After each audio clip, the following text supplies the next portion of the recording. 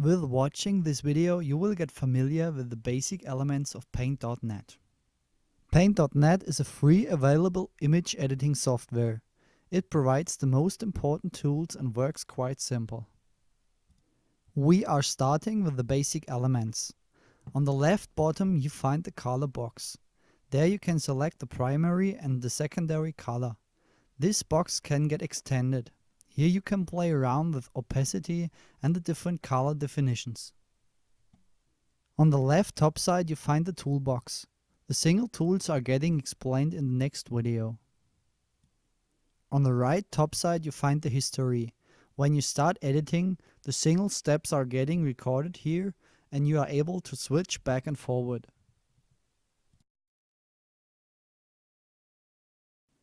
In Paint.net you are able to work with different layers.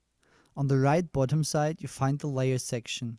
Here you are able to create new layers, name them, adjust the opacity and to move them up or down. The different blending modes will be explained in another tutorial series. Care, a lot of layer tools are spotted in the toolbar on the top side.